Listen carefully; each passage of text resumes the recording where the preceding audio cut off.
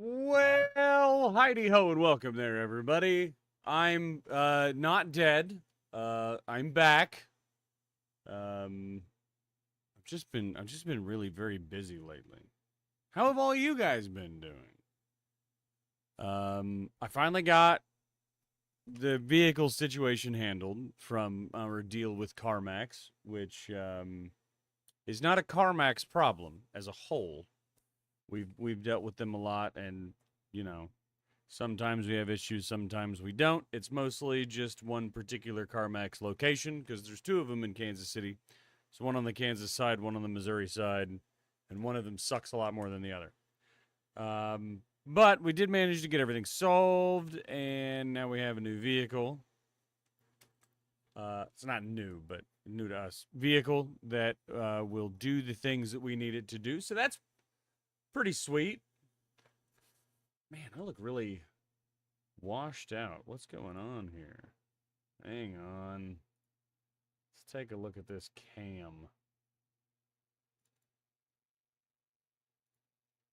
Configure. God bless it. There we go.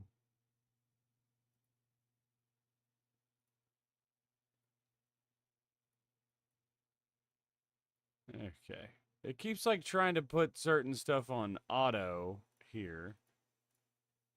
And I don't want this stuff to be on auto. Turn that. Oh man. All right, there we go. Drop the gain a bit. Apply. There we go. Looking much better. Hey. All right. What's up, Ranma? I'm pissed. Twitch fucked your watch streak. Was almost 60 or so, and you haven't missed a stream. Even check the VODs. The Twitch support can't reset it back as it's a beta feature. I mean, that's all right. Like, we know you're always here. We appreciate you, buddy. And what up, Peaches? How do, friend? Oh, man. I didn't get myself any tea. I don't have anything in here to drink. That's upsetting. Well, that's not true. I don't have nothing to drink. But the things that I have in here I don't want. Oh my god. Okay, so when I say that I've been really busy lately, let me just walk you through what I did today. As soon as I woke up, obviously I had to take care of the animals, let the dogs out, feed the cat, give him his pill, get the dogs back in, feed them, let them roam. Then I had to get dressed to go outside. Why did I have to go outside? Because I had to rip the back seat out of a car. And then I spent about an hour power washing both a smell and an absurd amount of cleaning solution out of this seat. It was somebody's car, and they had made it. Well, their cat peed in the back of it, which had made it smell. And in an effort to get rid of that smell, they dumped like 2 gallons of fucking chemical into it, and then couldn't figure out why the smell would not go away. So I ripped it out, power washed it, and then set up my shop vac to where it would strategically suck certain parts of it to try to suck all the water through it while it sat out in the sun so that it could dry. It's not completely dry yet. It should almost be dry. I need to bring it in before it gets dark tonight, but I'm not worried about doing it right now. Then, while that was happening, I had to clean out the garage, break down what I can only describe as half a truck bed's worth of cardboard boxes that have been collecting over time. Then I had to take the car that now didn't have a back seat up to the shop to grab another vehicle that had been repaired, but there's nobody here to help me. So I had to drive the repaired vehicle to make sure that everything was working okay, bring it back to the house, Then I had to get somebody else to take me from my house back to that shop so that I could pick up the other car that had no back seat, bring it back to the house, then load up that half a truck bed of cardboard boxes into a truck bed and take them to town so that they could be recycled. And then I cooked dinner. And now here I am. I have not showered. I am sticky. I'm hot. That was just today. Every day of my life for the past like month has been like that. I've just got too much shit to do these days. Yeah, no, I'm very sticky as a direct result of sunblock. Because if I don't, I'm super ginger. If I don't put sunblock on, I'll fucking. My wife thinks that I'll just like instantly keel over and die. I won't, but I also won't be happy.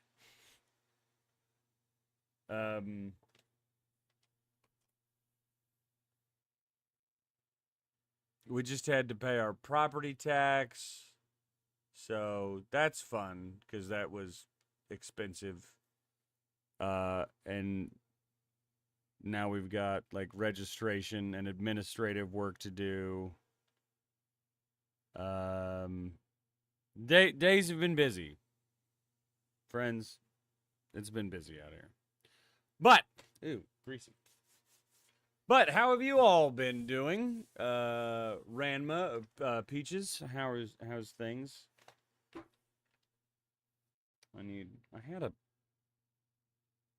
There it is. I was gonna say, I had a fucking brush in here.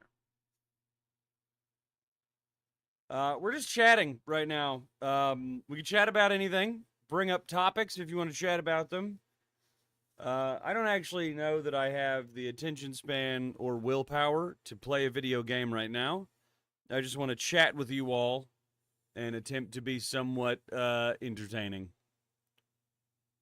Because I guess that's my job. So, here, yeah, just beat up the fucking microphone.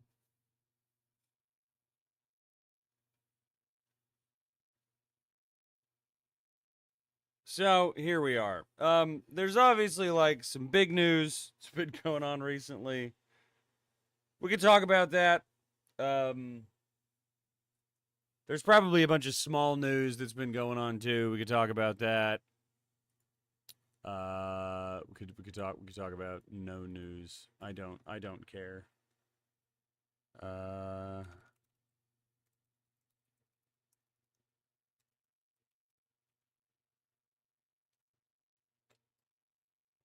20, busy with the family. I moved to 24s a few months ago, too. It's been an adjustment. Oh, yeah, well, he's an EMT, Ranma. So, what are you? 1 on, 2 off? What's your schedule like with that? I couldn't imagine. I mean, I know you guys do get like time to like, rest and sleep in your fucking crash couches or whatever, but still seems like it would be annoying.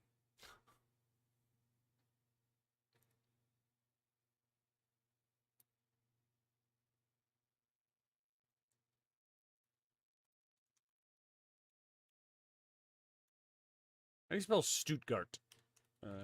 Stuttgart. 1 on, 1 off for 3 days and off for 4. So 24 on, 24 off, 24 on, 24 off, 24 on, 24 off, and then off for 4 more days. So you're actually off for 5 days.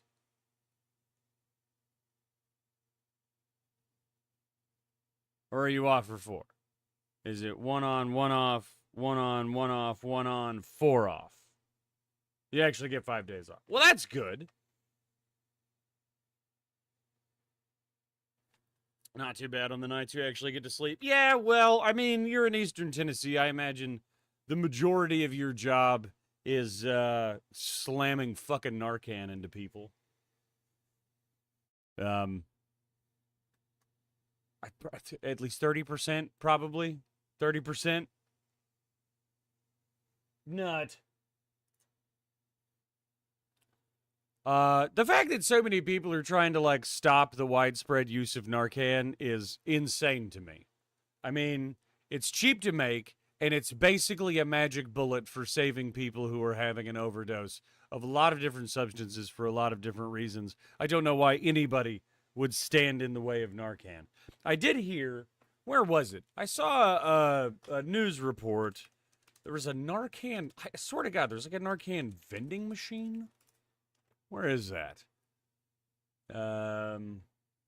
You've had to do actual medic stuff and make sure people make it to the hospital? Well, boo. Work? Nobody wants to do that. And for money? Blah. There's ammo vending machines in Texas. Yeah, fucking, of course there is. Also, yes, I did hear about DJ's capture card not working. I'm very sorry to hear about that. This is, as I've tried to tell people before, this is one of the things that you face if you have a multi-PC stream setup. This is why I've always have and I always will stream from one PC. If my capture card doesn't work, it just means that I can't play like my Xbox or Switch games, which guess what? I'm fucking fine with that, you know? All right. Narcan vending machine. Where is this? All right. Vending machines stacked with Narcan are popping up all over the country, increasing access to the overdose reversing drug and alleviating the stigma of substance abuse disorder.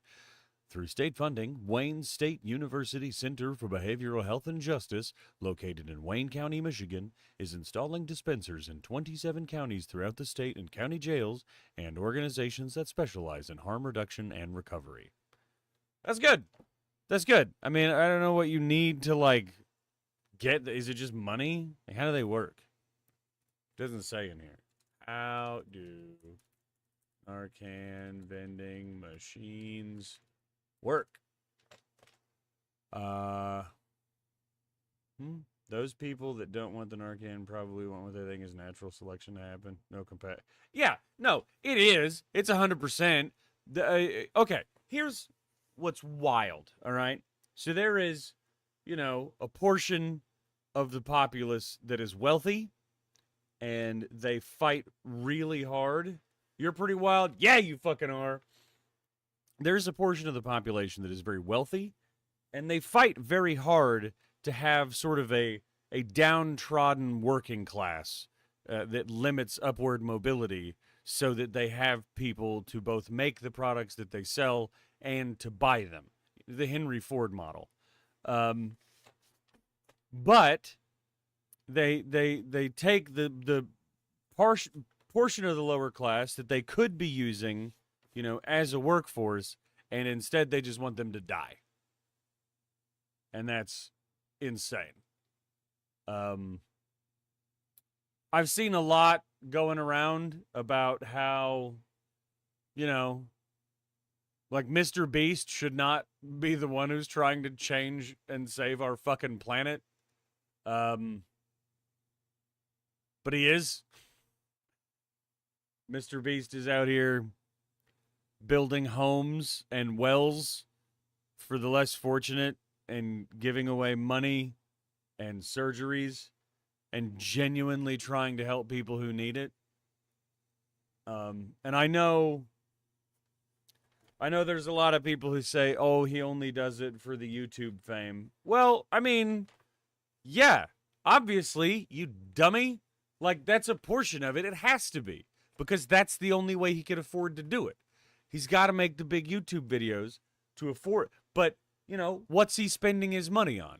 Because you got other people who've been in his situation and they're spending money hand over fist on dumb shit that they don't fucking need. From everybody who knows him, from what I've read of people who know Mr. Beast, he lives in like a reasonable house. He drives a reasonable car. And most nights he actually sleeps like at the sort of Mr. Beast, I don't know what you'd call it, facility, warehouse, where they do like video ideas, they get stuff together, they work with their volunteers. Uh, he has a place that he sleeps in his office there. This guy, this guy seems more committed to helping to save lives and change our planet than the people that we elect to do so. In a way, we are electing him by watching his YouTube videos, but like that's the thing, right? There's a performance metric to it. If you're a YouTuber, you have to constantly perform and keep your nose clean if you want to keep making your money. You know, see fucking J Aubrey, Sunny V2, Turkey Tom, CoffeeZilla, all those guys who have absolutely destroyed the careers of YouTubers who've come out to be, you know, grifters or pieces of shit for various other reasons. And now those assholes have faded into obscurity with no money and nothing but shame. There's a performance metric. You have to keep doing good. You have to keep your nose clean. You have to stand for your content and by your content throughout the entire time in order for it to do well. And that same cannot be said for elected officials. And that's a little weird. Which is probably why there should be term limits on, I don't know, everything. But there's not a lot. Yeah, Boogie2988, who like just got caught faking fucking cancer. Yeesh. What do you mean who? All right. So if you watch the YouTubes, here's the name of some people. There's that guy. There's that guy. There's that guy. There's that guy. All right. So those four channels, they do also this one, that one. They do a lot of like deep dives on character issues of other YouTubers. You know, they don't all necessarily cause their downfall. Sometimes they do. Sometimes they just document it as it happens, which is, I think, also interesting. CoffeeZilla actually does end people. CoffeeZilla is a stone cold motherfucker. And if you don't know about CoffeeZilla, bro, check him out. People have gone to jail because of that guy. Like, his ability to do, like, old gumshoe detective work, get to the bottom of some bullshit that people are doing. He usually specifically goes after, like, grifters and scammers. And he'll put it down, bud. He'll put it down. But yeah, if you want to be a successful YouTuber, you have to there's a performance metric to it. And there's and you know, I think that's great when you see like Mark Rober working with Mr. Beast or Markiplier. A lot of the Marks are good people, I guess. Mark Wahlberg. maybe not so much of a good person. And his hamburgers are acceptable. You would be a Marxist. Because I said Mark. You're funny. I've never read like the Communist Manifesto or anything like that. I don't know. I just think that we should probably take care of each other. So it's hard. It's the two very different sides of my brain fight a lot. Because on one side, I really want to be compassionate for all of life and all of the humans that we exist with. But the other side of my brain is like, you met some of these motherfuckers? Fuck them. It's really hard to resolve both sides. Because it's down to just how patient I feel at the time.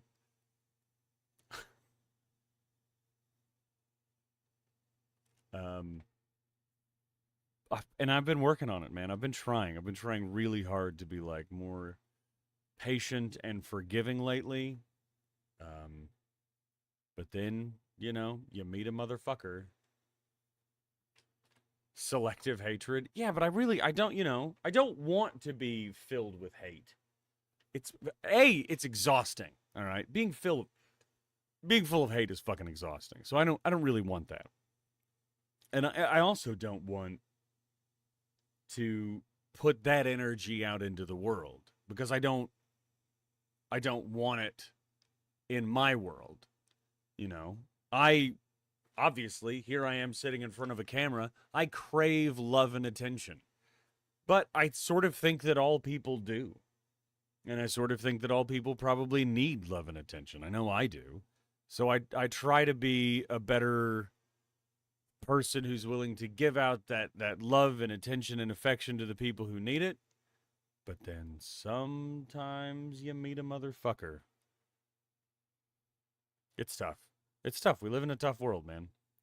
It's you can't reconcile all of your positive and negative feelings at the same time. And I think that's what creates the complex people that we eventually become. And that's okay too. It's okay to be a complex person. I think that you probably should. I think that anybody who ever says there's one simple answer or one simple trick or one simple anything, they're out of their fucking mind. Because there is no simplicity to the universe that we happen to live in. You run on hatred. Uh yeah, I don't know. I think that hatred, like any other emotion, can fuel you towards certain ends and goals. But also, like any other emotion, it shouldn't be entirely relied upon. It should be another tool in your arsenal, something in your repertoire. I don't think that hate should be cut out entirely from everybody's life. There are certain things that we hate as humans because it's not good for us as humans. And that's okay. You know, we should hate pointless wars. We should hate the ruthless dehumanization of other people. Uh, but it's easier, I think, to hate concepts than people, or it should be, because people can support concepts, they can stand for them, but people are not concepts. They're complex individuals, and I think that probably any one of them, with enough time and effort could be gotten through to, could be helped, or at least understood to some degree.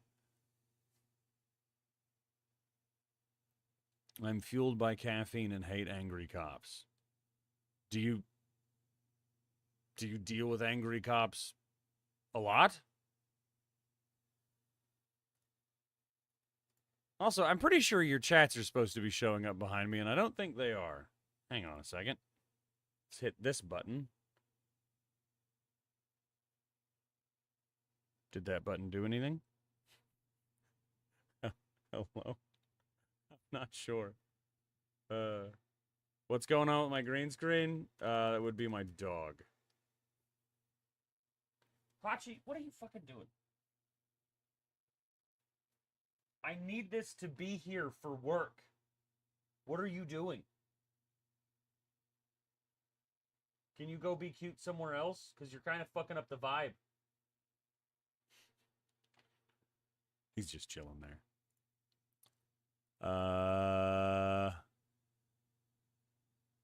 Overlays. Did I not put in... I might not have put in a button to refresh overlays. How do I do that? Let's just click on this. Can I just refresh? Refresh. Oh, that is a death marker. I don't need that. How do I do that? What did I make that? Death off? Nope. Those were my deaths playing Dark Souls the other day. That's refresh. That one. And then... nope. Still not... what's this? What are you? Bar background. Chat display. That's the one. Hey, there we go. I fixed it. I thought... Okay. It was DC. That's what it is. DC off. There we go. Why death? Oh, it was when I was playing Dark Souls. So gotta keep track of those. Hey, buddy, are you all right? Because you're really fucking up my shit right now. Ah, there you go. There you go. Just relax. Calm the fuck down. You good? All right. Okay. AC is a current Buffalo City cop and U.S. Army drill instructor on YouTube. Who is AC? What? His YouTube. It can't just be AC. YouTube. AC. Okay, I looked up AC and I get, okay, here's what I get.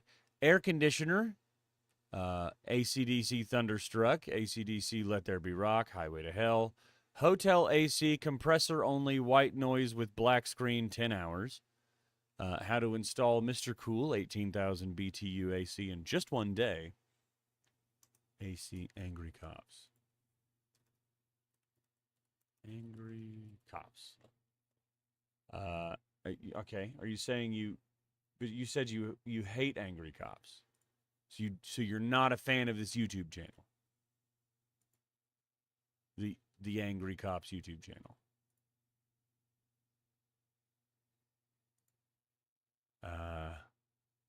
The funny ramblings of a police officer and army drill sergeant. angrycops.com. It's got a website. Let's check out that website. Hey, Private. My senses are tingling is a thing that is cut off very poorly.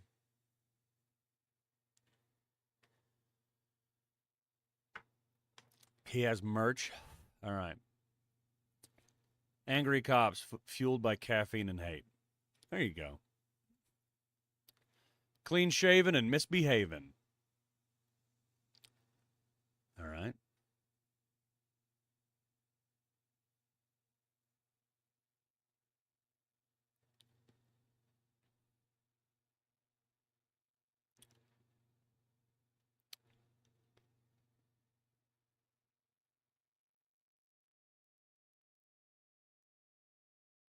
What?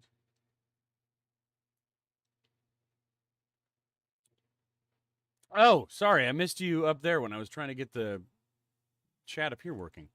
Found a bar restaurant that you think everybody here would enjoy, and they have coleslaw. It's called McAdoo's. I do like a good McAdoo, I think. McAdoo's. McAdoo's restaurant. All right, let's check it out.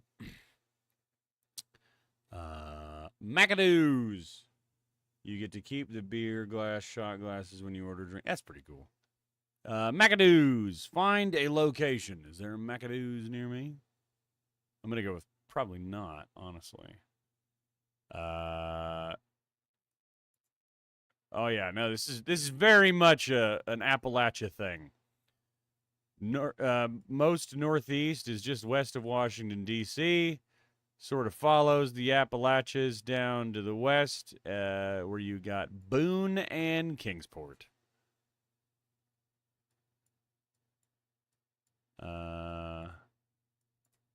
There is, holy shit, there's a town down here called Galax. Well, I assume it's probably like soft plastic. Because at Bubba Gump Shrimp, you can keep some of the stuff that you get from them too. And it was, it's obviously not that big of a deal. Well, I bet I know which one Dubs goes to.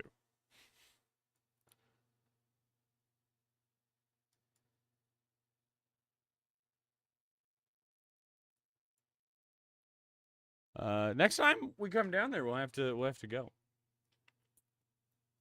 You got a beer glass, and Sonny, you got a shot glass. Oh, and they're nice glass. Well, that's cool. Let's see. Can I find any pictures of it? Let's go back to their website here. About. All right. The first McAdoo's restaurant was opened in 1978 by Richard Macher in downtown Roanoke, Virginia. It soon became popular for its eclectic ambiance of cartoon, antique, and local nostalgic decor, as well as its wide array of hearty yet modestly priced sandwiches, subs, and entrees. Popular with the college crowd, the restaurant opened additional locations near Virginia Tech, Radford University, and Roanoke College. Locations were added at a rate of 1 or 2 per year, according to those in neighboring West Virginia, North Carolina, and Tennessee.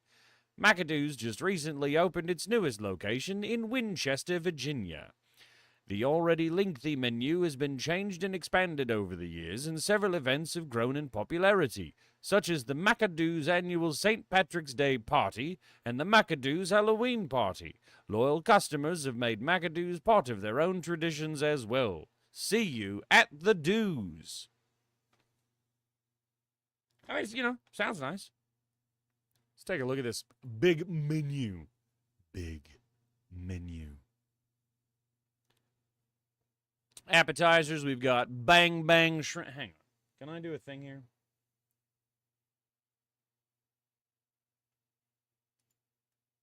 Hang on. I want to do a thing. What is this? What is this? What Gordon Ramsay would massacre them for the large menu. Yeah, I'm typically not a fan of a large menu. Do you remember the time we went to, what? Are you hollering at? What are you talking about? Do you remember when we went to the Cheesecake Factory and they brought out what amounts to like a fucking Bible for their menu? I mean, the thing had like 25 pages. It's insane.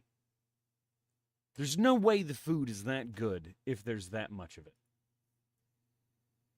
All right. Okay, what do we have here? We can do... Hang on.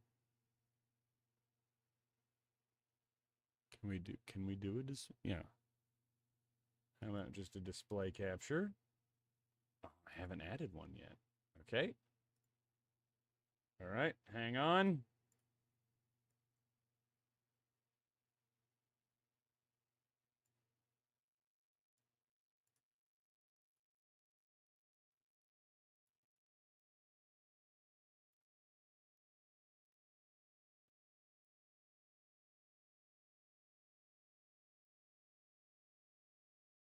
All right. Is that legible at all?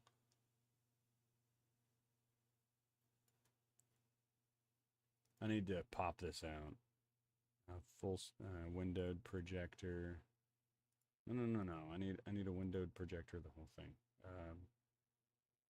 Full screen windowed projector preview. Let's give me that. Let's pop it out here. Woo. That's not what we wanted to do. Let's pop it out over here instead. All right. No, that's not really okay. So, but we can. Whoosh. There we go. I need to. I need to hang on.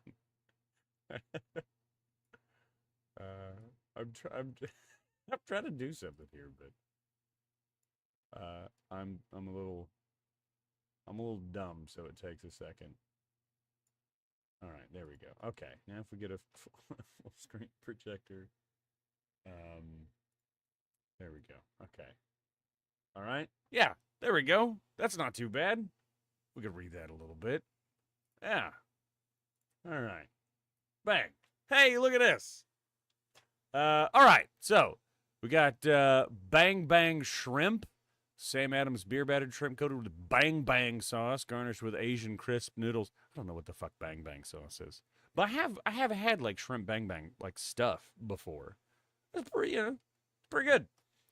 Oh, look at that. No calories listed over here. Calories listed over here. So Bang Bang Shrimp, they don't want you to know how many calories are in it. Same with the tachos. Oh, they're just tater tot nachos. All right, that's cool. Does seem a tad on the pricey side. $11 for spinach and artichoke dip that only amounts to 360 calories. That's not very much. There's a lot of apps though. Shrimp, nachos, tachos, nachos grande, tater tots with cheese and bacon, potato skin, spinach, artichoke dip, cheese sticks, fried pickles, spears, chips, Irish nachos. Black beans, roasted corn con queso, chicken tendies, spicy potato skins, and salsa con queso. All right. Chips, soft pretzels, fries, and onion rings. The entree portions are pretty good. We'll take a look at that when we get down there. Basket of homemade chips. Basket soft pretzels with beer cheese. I fucks with that. Basket of fries, cheese fries, chili cheese fries, beer battered onion rings, waffle cut sweet potato fries. All right, wings. What do we got?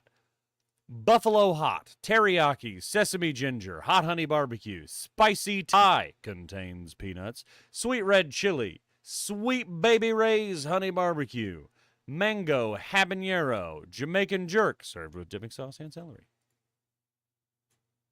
What's the 12 for fucking $9.25? That's pretty good. There's not a lot of places you can get a dozen wings for $10. Hot honey. Better have that in Nashville. No, you have the hot chicken in Nashville. Nashville hot chicken. Specifically from Hattie B's. Make sure if you're ever in Nashville, you go to Hattie B's and you get the original Nashville hot chicken. Change your fucking life. Oh, that's boneless. Gross. So you get 10 for 12. Yeah, it's pretty standard pricing. I thought they actually had good prices here, but I was only looking at the right side, and these are boneless. Boo. You mean chicken nuggets? All right. We got quesadillas. Plain stuffed Diablo, steak, Southwestern, bang bang bacon burger quesadilla. Jesus Christ. Portobello quesadilla and a black bean quesadilla.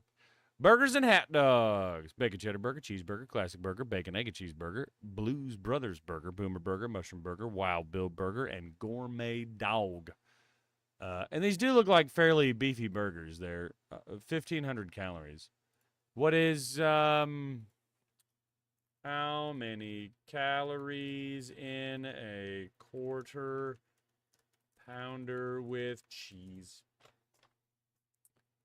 So that quarter pounder with cheese is only 520 calories. So, yeah, they're pretty good size. Overstuffed sandwiches. Oh, we got pictures. We finally got some pictures out here. The Annie Oakley, the Babe Ruth, the Hindenburg.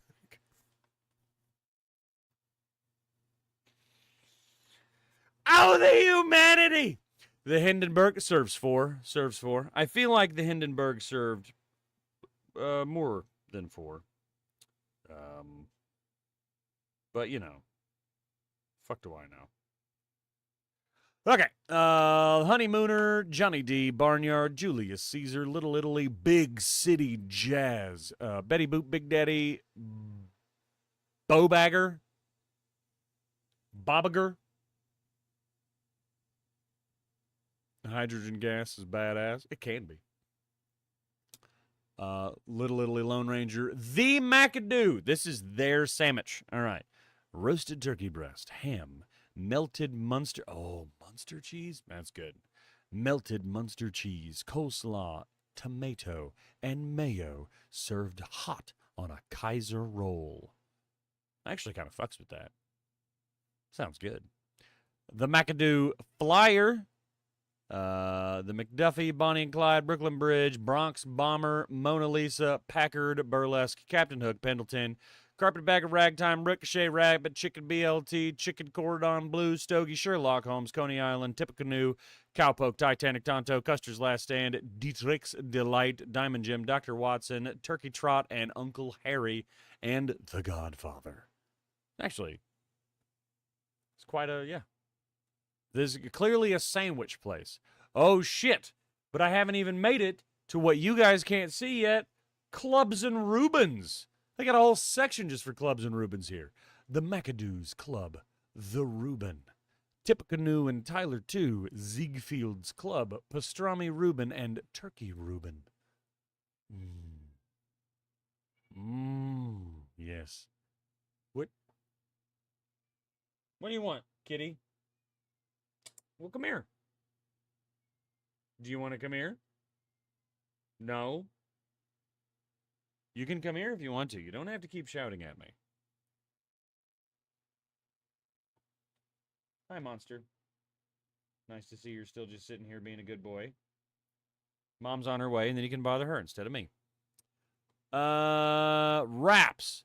The Crazy Chris wrap. Are you a Reuben guy? I am very much a Reuben guy. It is my second favorite sandwich, followed behind Cuban, but a properly done Cuban. I love a fucking Cubano. Second is a Reuben all day. I love a fucking Reuben. The Crazy Chris wrap. Buffalo style chicken rolled in a wrap, melted provolone, lettuce, tomato, and ranch dressing. That's pretty good. Oriental wrap, grilled parmesan, rabbit wrap, canoder, and Thai cob. We got a bunch of different grilled cheeses here. The Dirty Harry, Gibson Girl, Molly Brown, Speakeasy grilled cheese, and start with the foundation. You can also build your own sandwich right here. Salads, several. Caesar chicken, chicken or shrimp oriental, house tossed, McAdoo's chef salad, Margie's cashew chicken salad, Pateley's Cobb salad. Never heard the name Pateley. I'm sure. Southwestern Fiesta salad. All right, tacos. Bang Bang shrimp tacos, fish tacos, chicken teriyaki tacos, and grilled chicken and ranch tacos. No beef? No beef tacos at all? Or even pork? It's all chicken, fish, and shrimp. Entrees. Chicken broccoli alfredo, chicken parmesan, fish and chips, KC's chicken mac and cheese, lasagna supreme, and just mac and cheese. Dessert? No. Kids? No. No kids, no dessert. I mean, I can get behind that.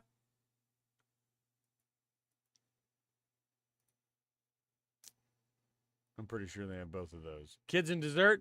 Not according to their website. All right. Okay, so let's... Oh, hey, there's apparently Narcan vending machines in Missouri. I didn't know that. Especially with some of their drinks. Is it... Oh, cocktails? I did not see... I didn't even look for a cocktail menu. Let's check that out. All I'm getting for menu is their standard menu. No cocktail menu. All right, so go to specials.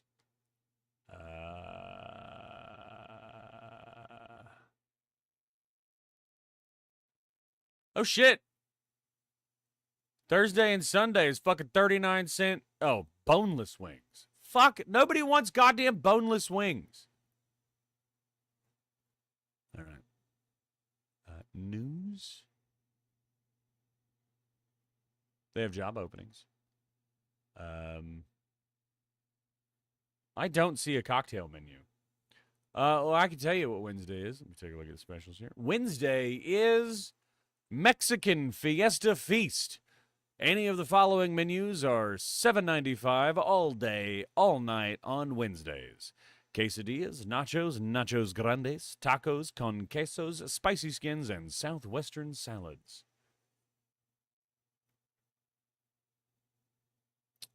Saturday's the day. It's $8.75 Rubens and tachos. Tuesday, they do cheap burgers from 4 p.m. to close. And on Mondays, they do half price on their multi-meals, the Hindenburg and the Godfather.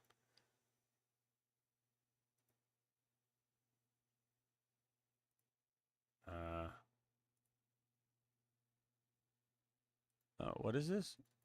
Oh, it's a document. Narcan vending machine.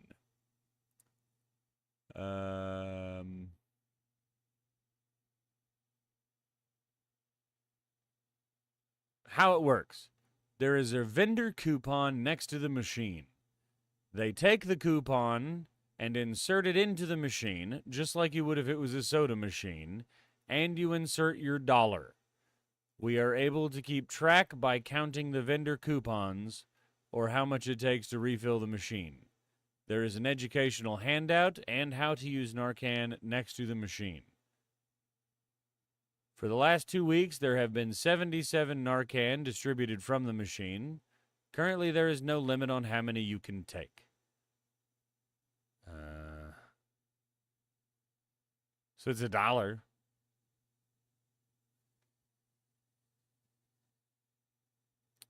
Kind of feel like it should be free, but, you know, maybe not. I don't know.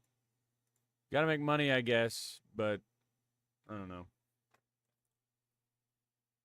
Should order a Godberg, half of each.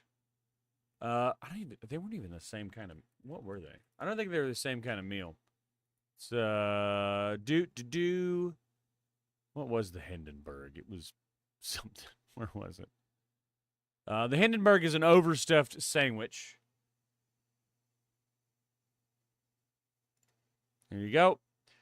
French bread, ham, turkey, salami, provolone, lettuce, tomato, onions, and macadoo sauce.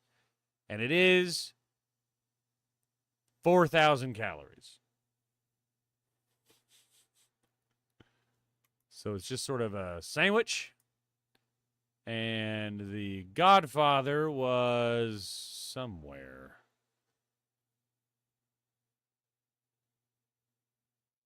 Where'd you go, Godfather? There's the Godfather. French bread, provolone, Genoa salami, pepperoni ham, prosciutto ham, banana peppers, onion, tomato, lettuce, and oil and vinegar dressing. Okay, so they're both sandwiches. You could do that. Who'd you get? Looks like they're both French bread. The Hindenburg has regular salami, but there's Genoa salami on the Godfather. Sent you the drink menus on Discord.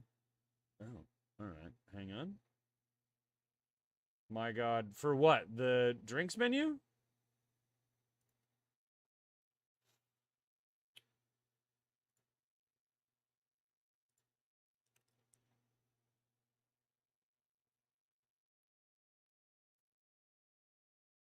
$4,000 calories. Yeah. I mean, it's a lot. All right. Okay. So they've got hurricane drinks. Hang on. See if we can. Here we go. Hurricane drinks served in a complimentary hurricane or seasonal glass. The Bahama Mama, blue motorcycle, raspberry mojito, delete the day. Delete the day. Bacardi Limon, blue curacao, Smirnoff raspberry, grenadine sours, and cranberry juice. That's not going to delete the day. That's a weak-ass drink. All right. Drunken Pilot, Electric Lemonade, The Grateful Dead, Monster Jam, Pirate's Potion, Kibo Glow, Killer Kool-Aid, Caribbean Palmer, Jamaican Paradise, Ice Cream Sandwich. Ooh.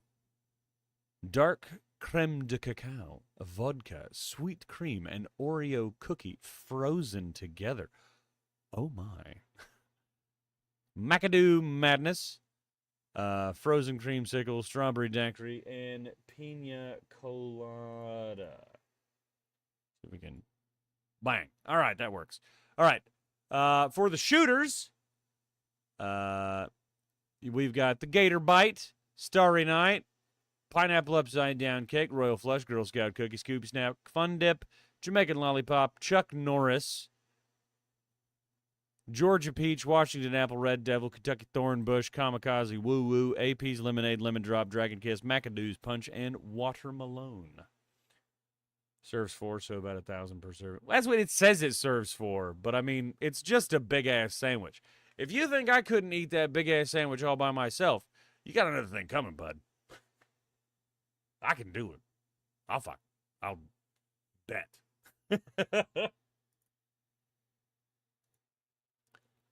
Oh, this is a tiny picture. Hey! I can't read it. It's tiny. That picture is too tiny. Martinis. The Martini, Chocolatini, Appletini, French Martini, Cosmopolitini, the Salted Caramel Martini Teeny, Beer Mug Margarita Teeny, Beer Mug Bloody Mary Teeny. There you go. What else do we got here? Cool summer drinks.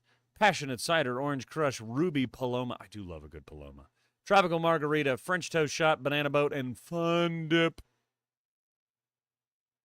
I bet that Fun Dip is just so sweet. There's some eerie. Okay, well, I can't say that word. Next visit to Panda.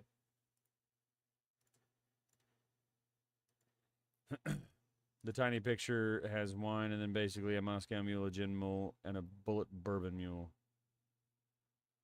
See, I've been known to make a mule with whiskeys, and they're pretty good. Can't say content? Yeah, you didn't write content. Cinnamon sensation, hand dipped ice cream shakes, original monster cheesecake. Oh my god. Madison mud pie, Elvis with a twist, and the brownie pie. Mmm. So good. They will also make whatever you ask for. Had them make you an old fashioned. Was it good? Choose your next words carefully. Panda says he misses my old fashions. I think he's just being nice. It wasn't a tank old fashioned. Oh, thank you. Thank you.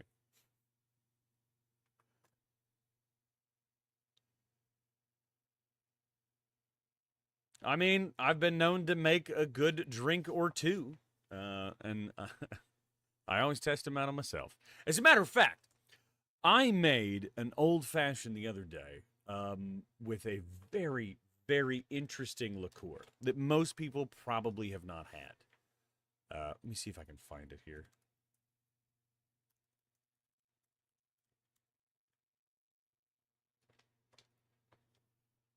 No, not Midori. Everybody's had fucking Midori. What are you talking about?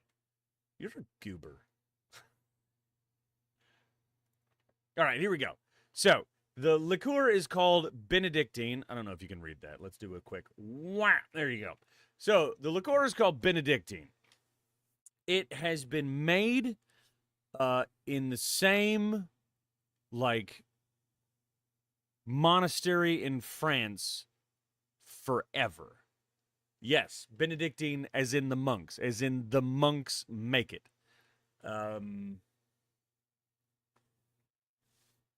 It's been made in the same monastery in France forever.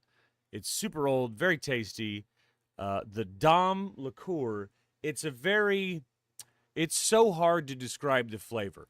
It's an herbaceous one, kind of like your Jaegers, where you have a lot of Jaeger's very like black licorice though. It's super strong on the anise.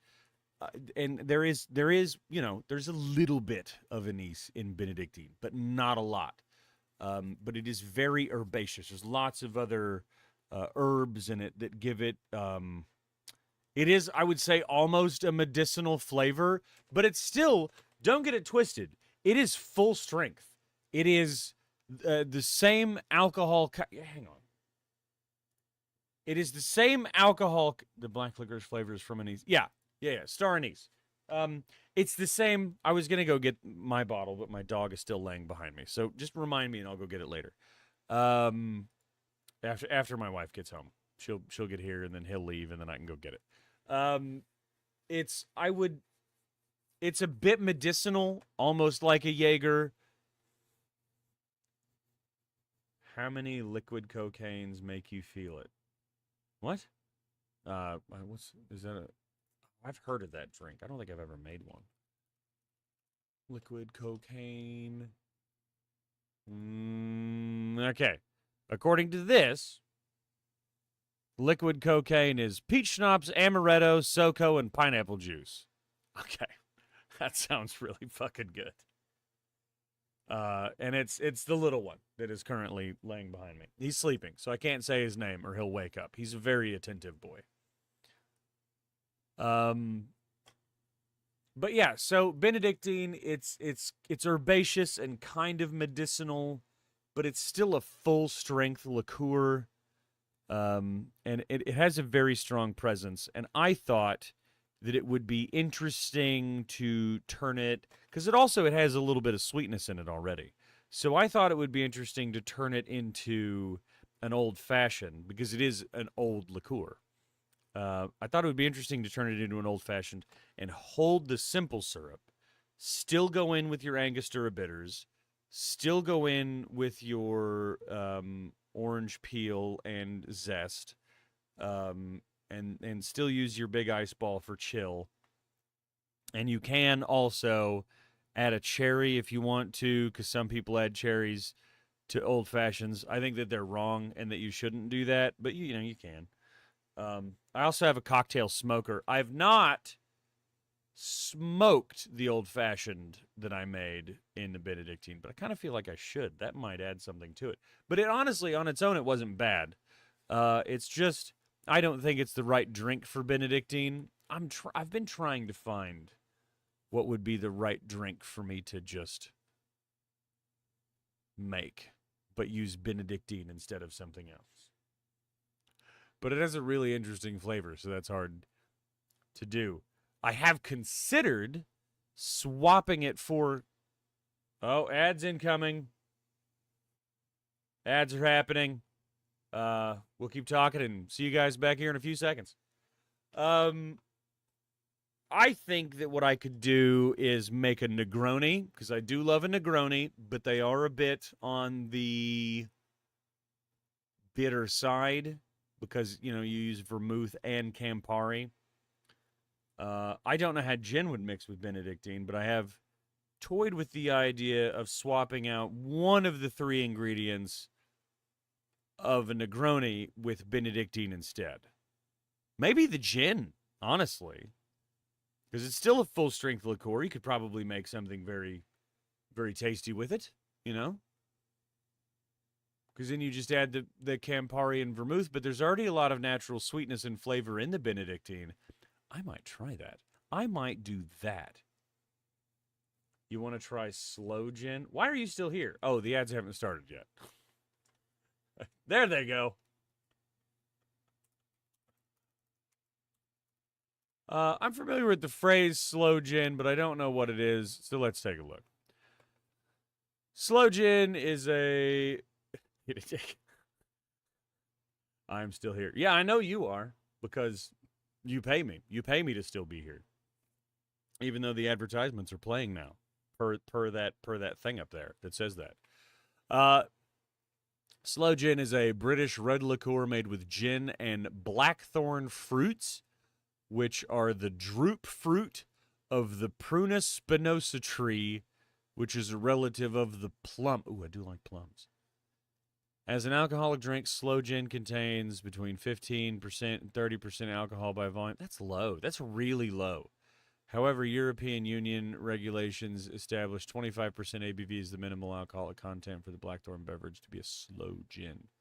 Historically, despite being a liqueur based upon gin, the EU included the colloquial name slow gin to the legal definitions. Thus, slow gin is the only alcoholic beverage that legally uses the term gin without appending the liquor suffix. There is a liquor from Bulgaria that I would like to try. I forgot what it's called. 1 second. Rakia. All right, let's take a look at that. Rakia. Fruit brandy popular in the Balkans. I fucks with some brandy. I've had much brandy in my life. Rakia is the collective term for fruit spirits or fruit brandy popular in the Balkans. The alcohol content of Rakia is normally 40% alcohol by volume, but home-produced Rakia can be stronger. The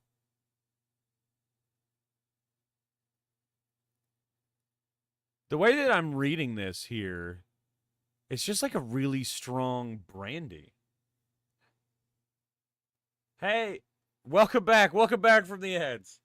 We're learning about unique Bulgarian brandy made of grape, plum, or other stone fruits. Well, that's not what's showing up here for my Rakia. I'm on Wiki. See if I can find. But it seems similar.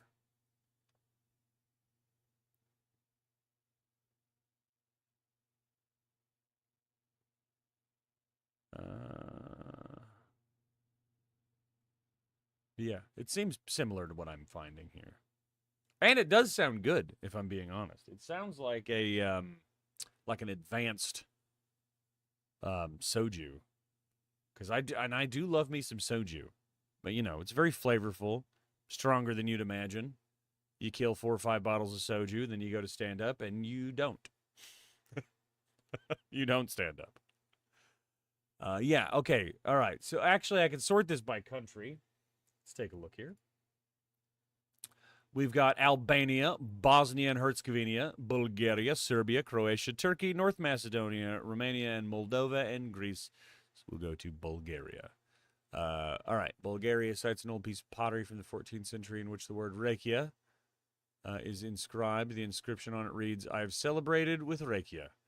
The country has taken measures to declare the drink as a national drink in the European Union to allow lower excise duty domestically, but it has yet yielded no concrete results. During an archaeological study, Bulgarian archaeologists discovered an 11th century fragment of a distillation vessel used for the production of rakia.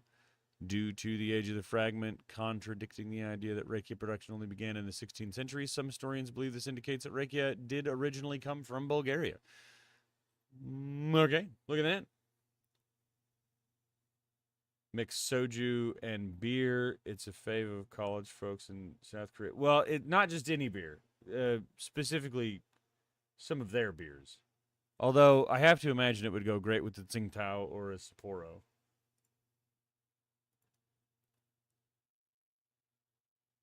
Or a Kirin Ichiban. Ooh, it would go good with Kirin Ichiban, I think. Probably. Did I get the liquid cocaine right? Is that what you were talking about, Dubs? Peach schnapps, amaretto, SoCo, and pineapple juice. That sounds good. That really sounds good. Oh, no. The review says, while this sounds delicious, this is not a liquid cocaine shot at all. This is far closer to a sweetened up and less boozy version of an Alabama Slammer. Okay, so what is liquid cocaine? Liquid cocaine shot. Let's go to liquor.com. That'll probably have the right answer. New segment, mixology with Hank. Now we're just chatting. We just happen to be chatting about mixology right now. You want to change up the subject? Fucking do it. All right. There's some disagreement in the drinks world about what exactly a liquid cocaine shot contains. Some camps say Jägermeister, overproof rum, and peppermint or cinnamon schnapps. And some call for 2 parts Jäg, 1 part overproof rum with schnapps optional. Others ditch the rum entirely and include both types of schnapps. And some include all 4. Now it's a party.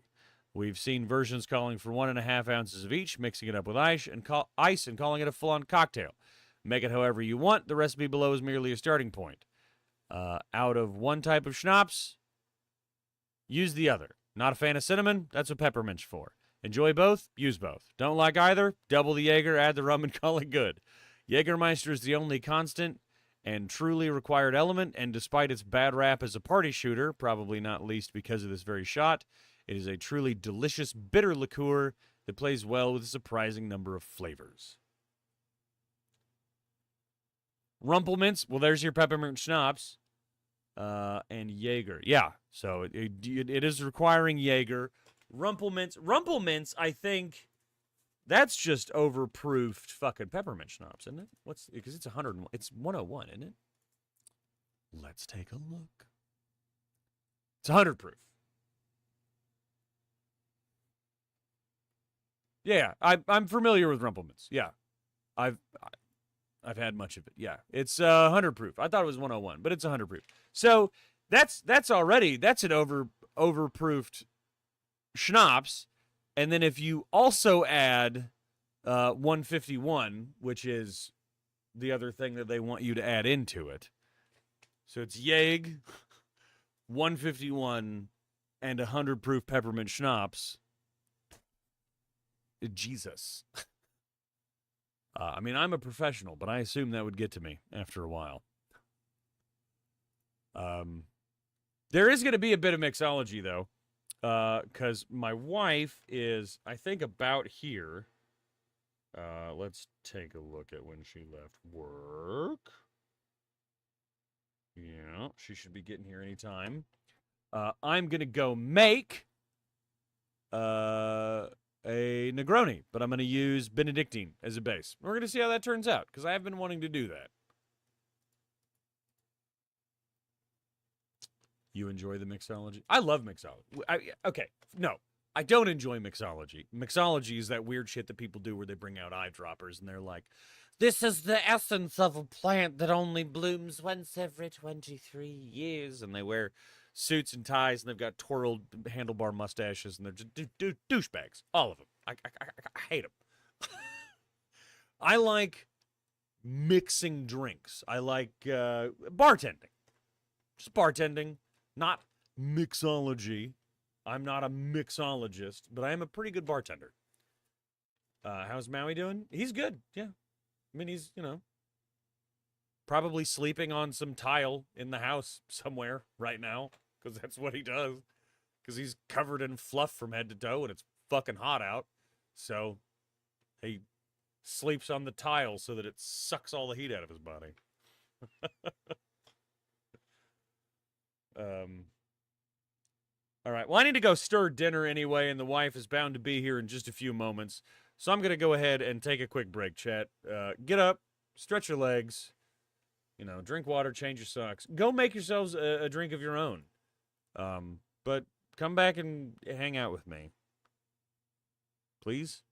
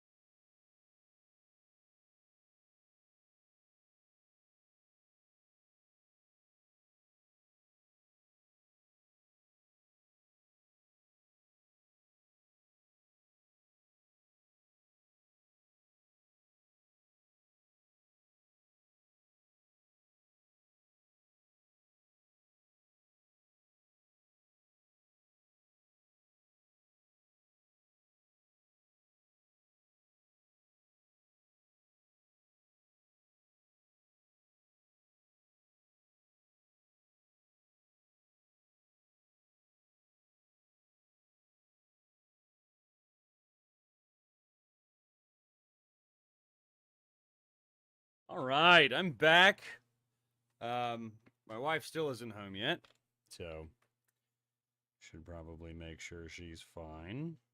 Oh, she tried to call me. Okay, I'll be right back again.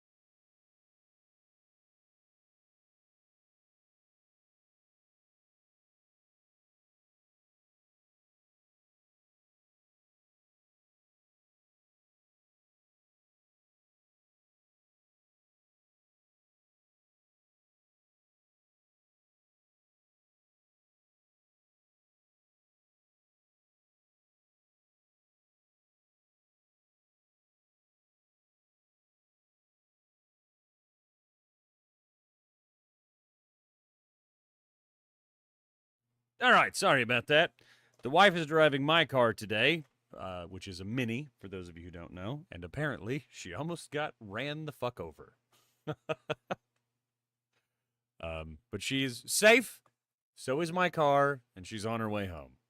She should be here in probably just a few minutes, actually. Um, I did make the Negroni using Benedictine as the base. Now, here's the deal. On initial drink, like first taste, it was still very bitter, as Negronis are. But the bitterness goes away almost immediately. I was worried that I had failed and that it was still very bitter, and it kind of is. But it goes away very quickly, and it gives way to all of the other herbaceous goodness in the Negroni. The problem, I think, is the Campari. Campari super bitter. Thinking we might sub out the Campari for Aperol, and then we would have a bit of a smoother experience. Aperol is, I think, less bitter than Campari, but let's find out. Oh, I appear to be getting messaged.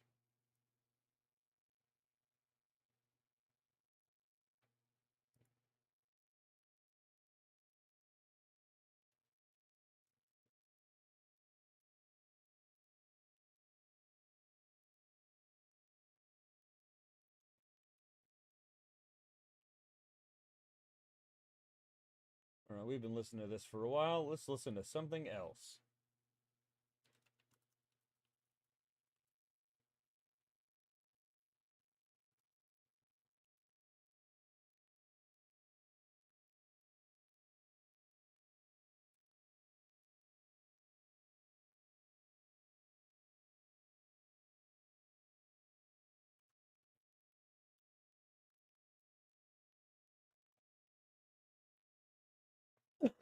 All right.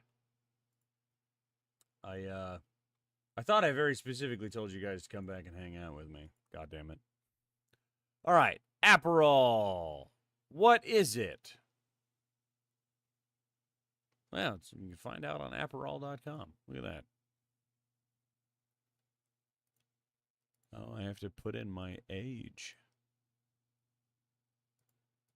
I'm just going to put in 12, 12, 1912. Yeah, I'm old enough, obviously. Didn't you see?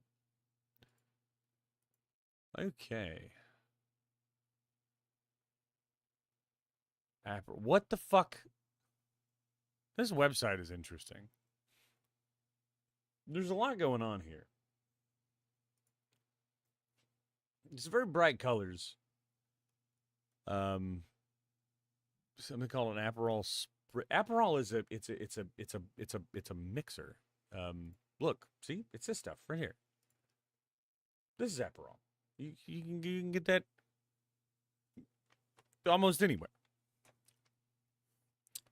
But Aperol Spritz is these new. It seems to be like a soda based pour-in ingredient. How interesting.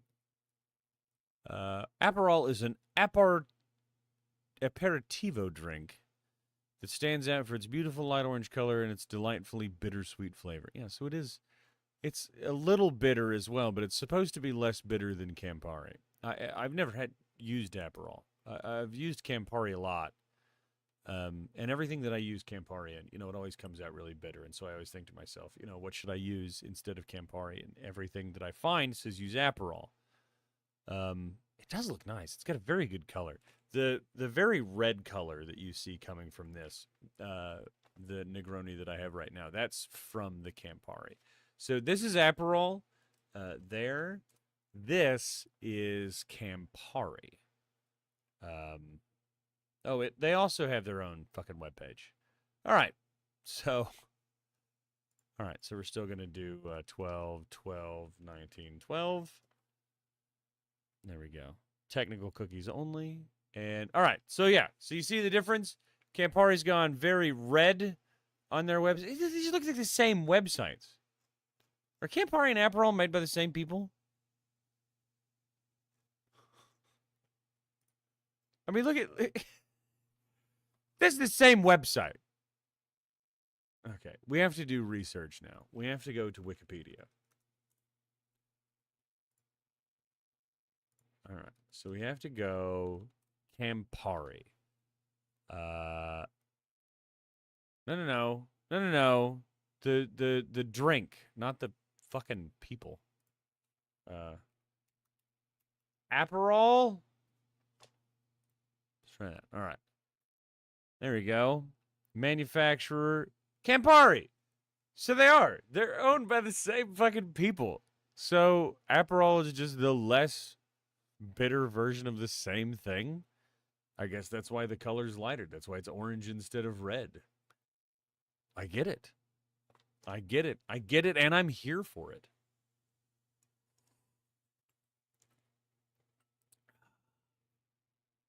How much is a bottle of Aperol? Can't be expensive. It's like $16. All right. It's worth buying. 11% alcohol by volume. So it's very low. Okay, so there's Campari and Aperol. Okay, so Campari. Campari has more alcohol. So I will have to keep that in mind. It literally says on the bottle right here. You motherfuckers see this? 15%. It says 15% alcohol by volume right here on this picture of Aperol. But then here, that's Campari. Here, it says 11%. Why are they not the same number? All right, so, okay. Campari was invented in 1860 by Gaspar Campari. Aperol was created in 1919, so it's 60 years apart. By Luigi and Silvio Barbieri. After 7 years of experimentation, it did not become widely popular until after World War II. 7 years. I kind of feel like I need to try Aperol now. The spritz, an aperitif cocktail, is often made using it. I've made a lot of spritzes. I've never used Aperol. Oh, that's specifically for the Aperol spritz. You can also make an Aperol sour. Okay. Okay. See also Cinzano, Cynar, Fernet. I've heard of Fernet and Cinzano, but I don't know. Yeah, that's just vermouth. But I don't know what Cynar is. It's made from 13 herbs and plants, predominant among which is the artichoke.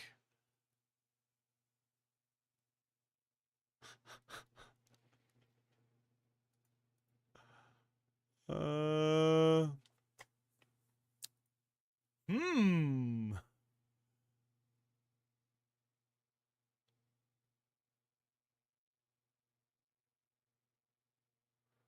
Cynar 70 proof became available in the 2010s. Low sugar, low alcohol. That's very interesting. Oh, okay. Wife is home. I will be right back.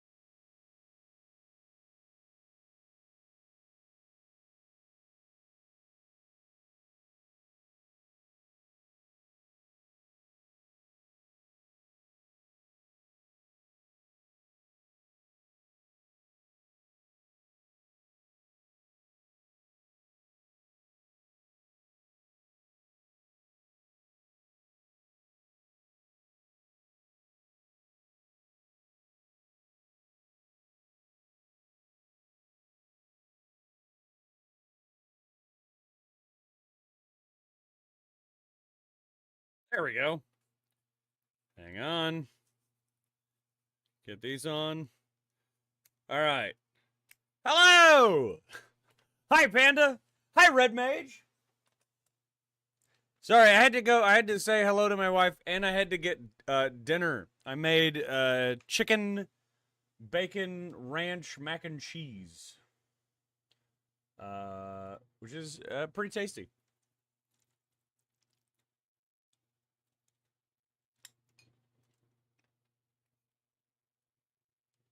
I am your wife.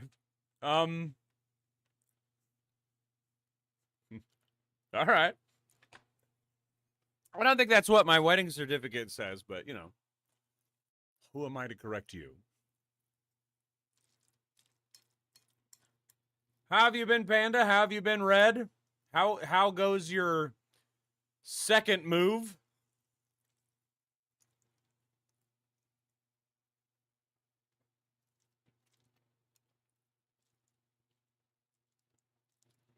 Second move, right?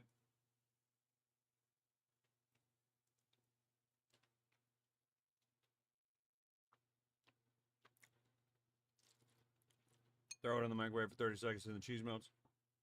Yeah, but I'm already in here, so I'm not doing that.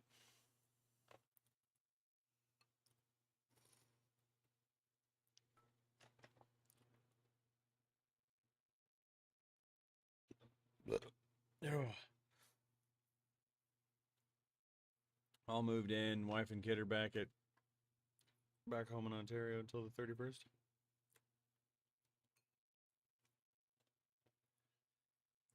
It's I mean, you moved for the first time for a job, right? And then you're moving this time for a job also. It's like everything lined up and looking good.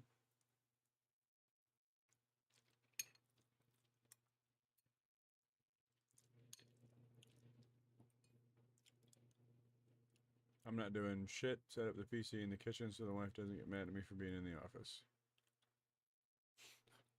What? So you're in your kitchen right now? You're going to be streaming from your kitchen? Or no, did you just drag it out there on the wheelie?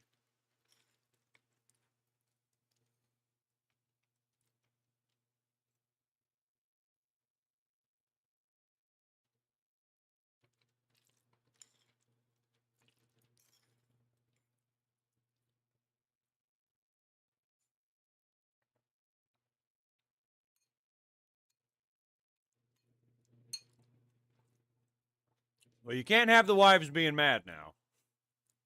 So we can still spend time together. I mean,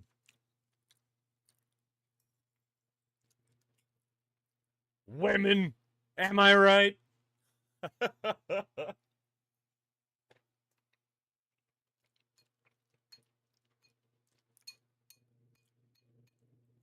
So, show hands in chat who else jumped on that once human bandwagon.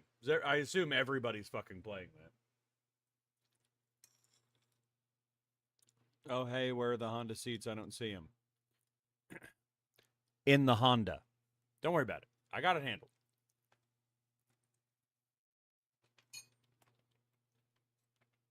Not right. You haven't been playing it? I definitely assumed you would have jumped in on it. You know, big open world survival game. Like, isn't that shit your jam?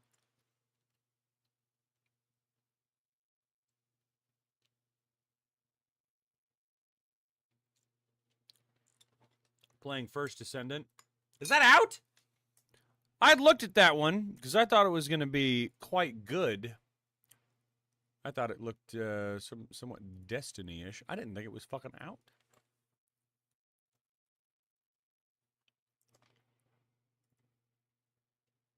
Been a week.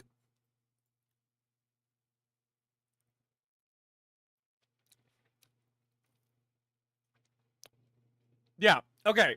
Am I right in assuming that it's very Destiny? Yeah. Warframe / Destiny. Yeah. That is what I thought. Hmm. All right. It has mixed reviews. Let's find out why.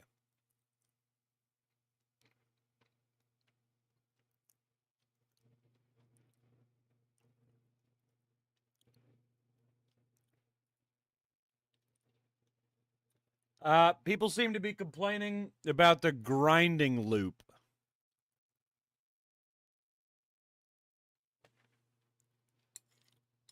No, the TOS stuff was a once human issue, and it was bullshit. It was stupid. It was just people who didn't know how to fucking read.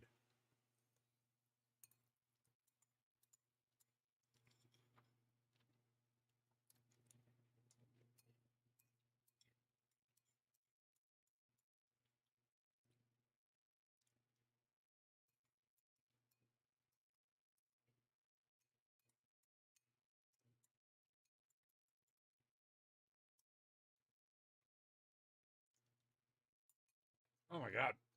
I did not realize how hungry I was. Sorry, chat. You just got to fucking stare at me just housing food and being a complete fat shit. Oh, I'm so sorry. I was very hungry. Was going to make her really mad and increase the limit to the credit card and get a PS5 and NCA 25, but I talked myself out of it, so she should just be happy about that.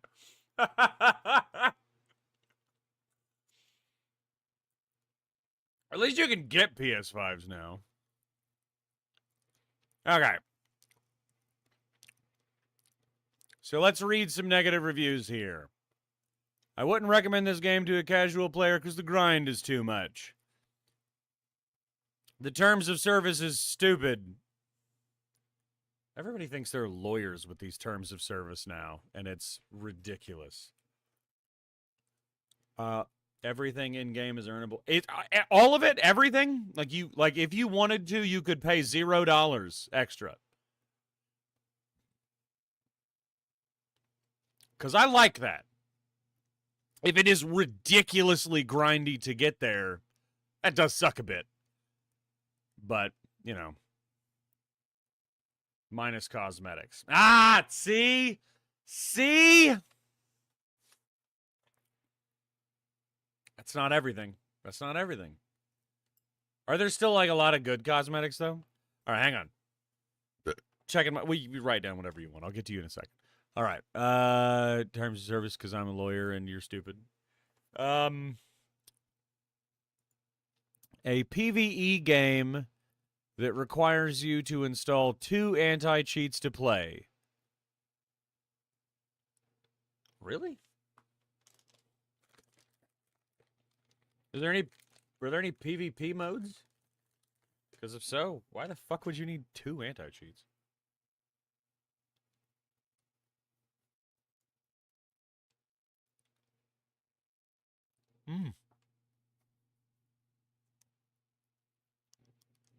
Okay.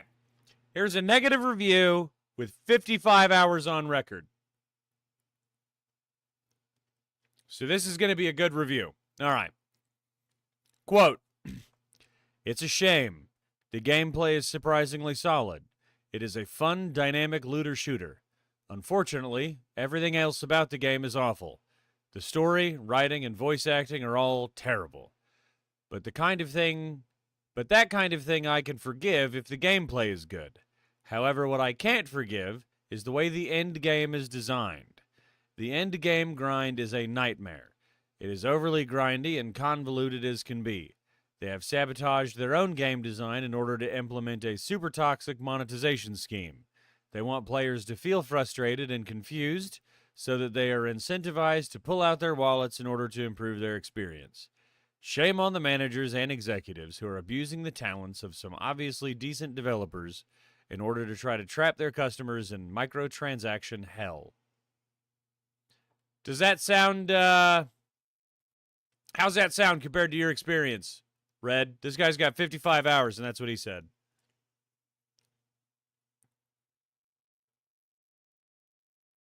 I saw a trailer for Bo today, and it gave me... What? Hollow Knight vibes, but Japanese theme. Trailer for Bo? What the fuck are you talking about? Looking forward to Delta Force Hawk Ops to come out. Is that the one that Jack Frags was playing the other day?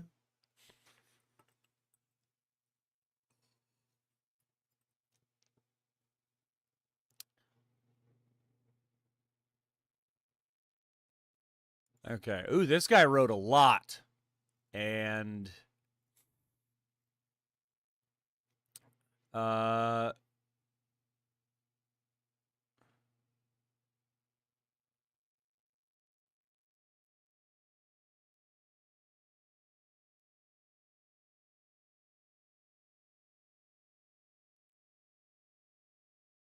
okay. Well, here's another one at 60 hours.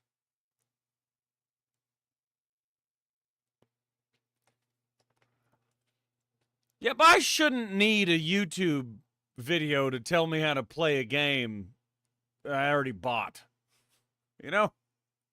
The game should probably tell me how to play the game, I think. All right. So, this guy, hang on. Let's make this. There you go. This guy. 60 hours on record at time of review. It's pretty much Destiny 2, except there's no PvP and all the guns are terribly balanced with only a handful that are actually good. Bosses are massive bullet sponges, and there's a bunch of, quote, unique enemy spawns that make the game incredibly tedious by giving them boring and obnoxious trash, like giant invincible bubble, or make everyone 30 feet from me 100% invincible. Unfortunately, they decided not to copy Warframe's excellent movement system and instead replace it with a very clunky grappling hook that has pathetic range, randomly stops pulling you 30% of the time, has a long cooldown, fails to adhere to a lot of services, and most tragic of all, your camera is limited to not be able to look straight up, and there's strange void magic that rapidly decelerates you constantly even when you're midair after accelerating. Customization for characters and weapons have been copy-pasted directly from Warframe, which would be a big plus if it wasn't for number 2, extreme grinding. Warframe, the first Ascendant for dummies. That's what you need to play this game, right?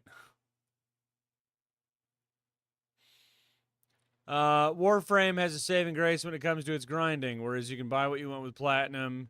If you don't want to grind for it or don't want to buy platinum using IRL money, you can earn it in-game by trading with other players, selling off random things you find, or grinding specifically to make their in-game currency. This does not exist in the First Ascendant, nor does player trading in any capacity. Instead, it has been replaced with give us money, or some absolutely ridiculously bonkers gotcha RNG dice rolling that locks pretty much every single piece of thing you want behind loot boxes that you have to grind for in order to get, and then grind more in order to actually open them, and then hope you hit a 1 to 6% drop rate chance, and then do that 4 to 5 times if you want, for example, craft a gun or a descendant, and then also grind for the materials to start the crafting. I literally cannot convey through words alone how soul-crushingly bad this system is. There are RNG booster items, but they are literally even more rare at a 1% drop rate.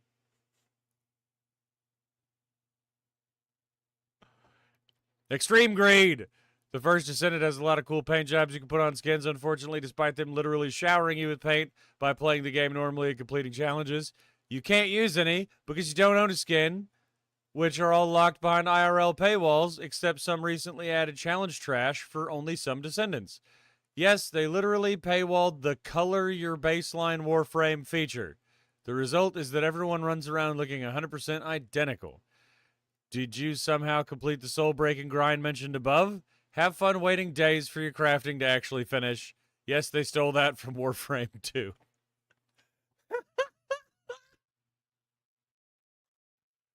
I mean, this guy's been talking up Warframe at every point.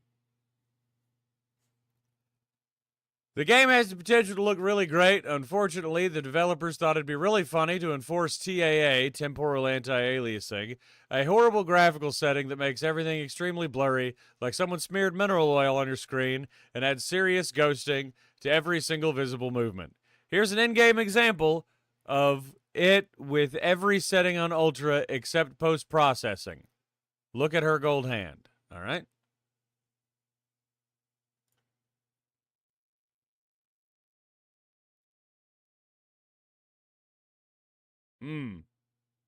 Yeah. Disable it in the setting files. People have done this, confirmed that it works successfully without causing any issues, but the moment it connects to the servers in the menu, the game forcefully flicks it back on again. No joke. Here's a video going into detail as to why it is complete trash. I'm not going to watch that whole video. There's also serious graphical design issues with some abilities, like Bunny literally flashing a massive reflective ring of lightning every second that gave me such serious eye strain, I had to disable reflections and most lighting in the game entirely. God knows how many strokes it has caused so far. 5. Lack of tutorials. The first Descendant...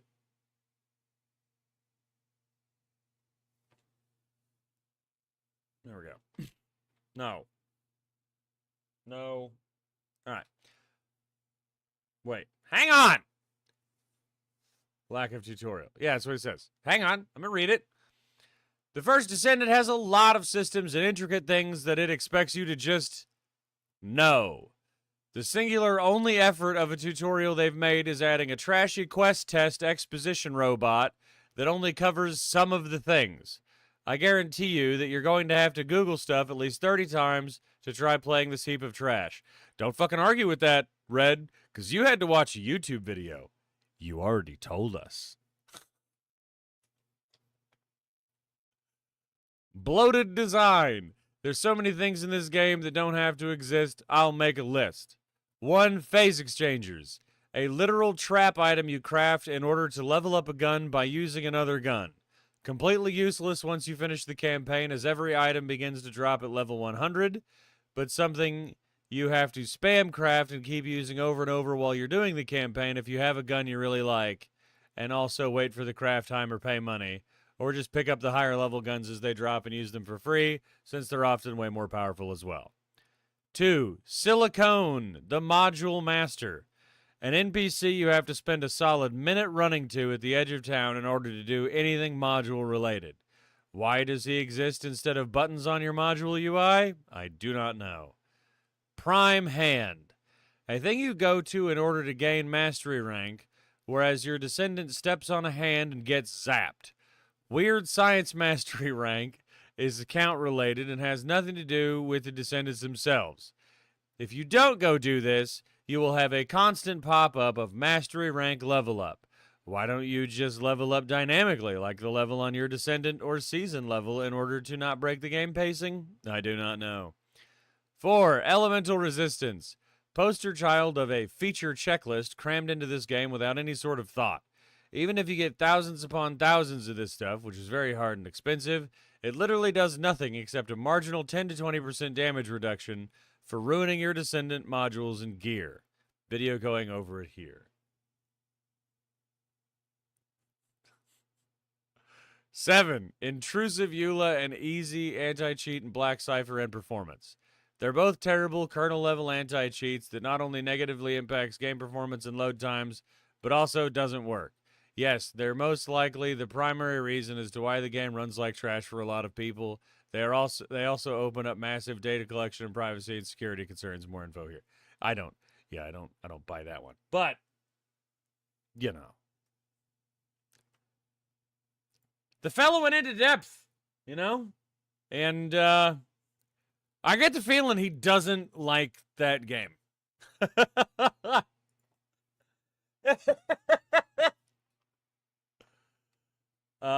Man, anybody want a Negroni?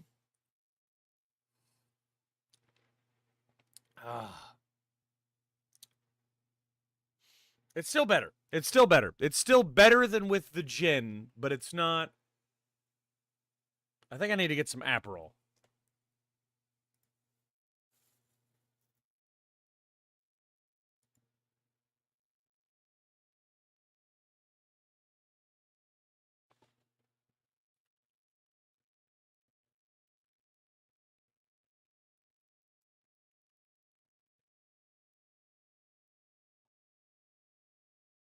All right.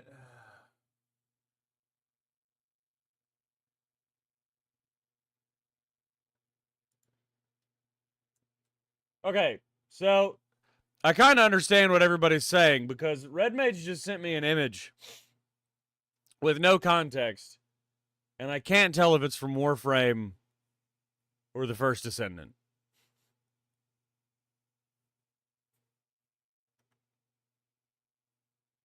I literally can't tell.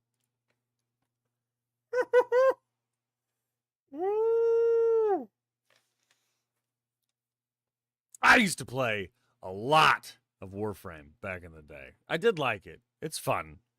But it is a grind, and like I had a crew, and that was the thing, is it started to feel like a job, man. We would get together every night, 3-4 hours. You're fun. Every night, 3-4 hours, we get together and we'd fucking just grind, and it just to try to get better stuff. Oh, ads incoming, chat.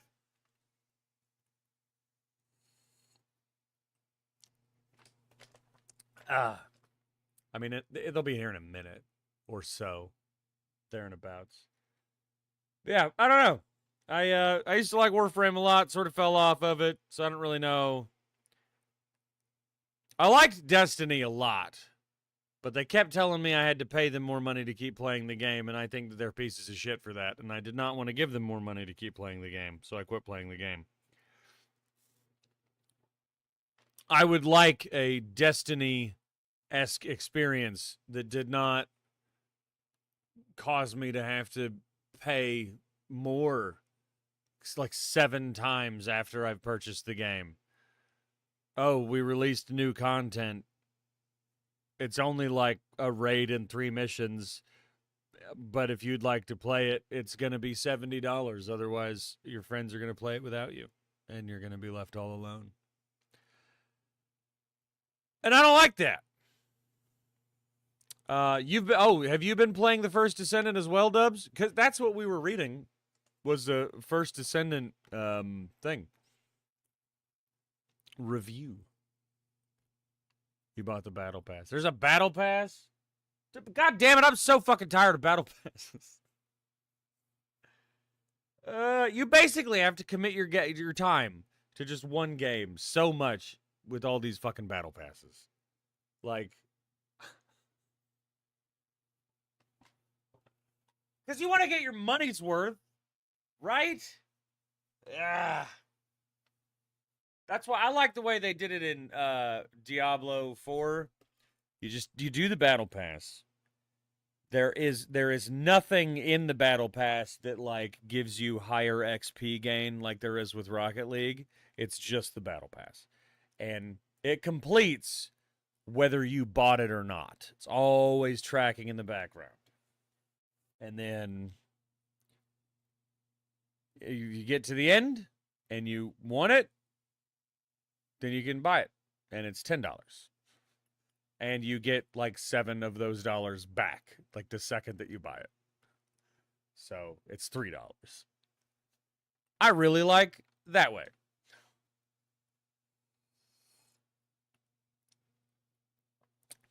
Destiny 4 crashed 5 times within 30 minutes of starting it. That is not a problem that I had. It is a problem that I had with Call of Duty Black Ops 2, but I've not had that problem with Destiny. I think it's only crashed on me twice in the many, many hours that I've played it.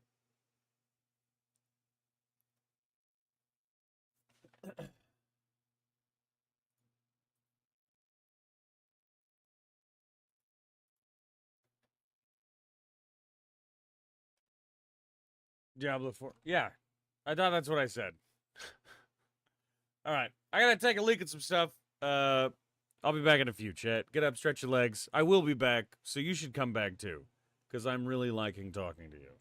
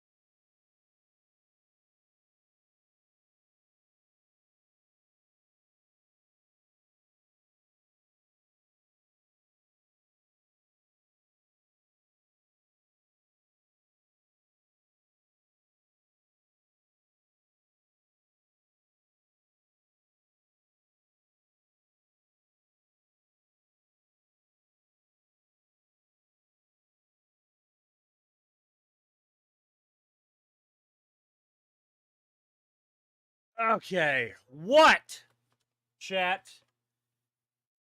people, friends, is your go-to dessert? Like, if you go to a restaurant and you're like, oh man, I'm feeling dessert, what is it that you hope they have so that you can get some? Or if, you know, if you got a choice, if you just want a dessert. Cheesecake. Cheesecake is good. That's a solid answer. I'll take cheesecake. Is there a particular kind of cheesecake? Tuxedo, strawberry. Depends on the type of restaurant. I suppose it could. Creme brulee. Creme brulee is good. Tiramisu, also good, yeah. It's like a really good Mexican restaurant, Tres Leches. See, I keep forgetting the Mexican restaurant that I go to every week for Taco Tuesday, they have a flan, like a Mexican flan, and I haven't tried it, and I want to. Chocolate caramel, anything not with fruits. Oh, are you one of those people who don't like hot fruit? Like you don't like fruit in pies? Like you don't like apple pie, cherry pie, peach cobbler, any of that stuff because you don't like hot fruit. I've heard of that. I wonder if there's a name for people who don't like hot fruit. What do you call someone who doesn't like hot fruit?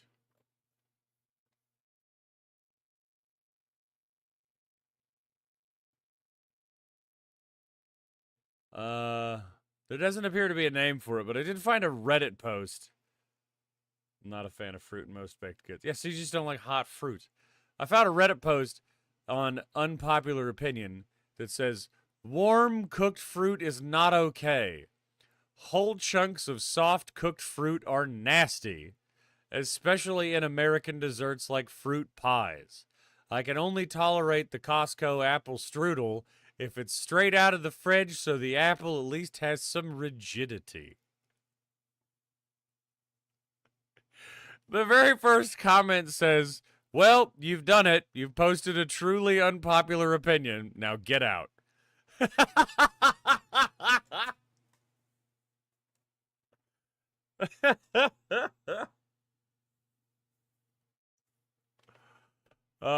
Do you like hot fruit, Dubs?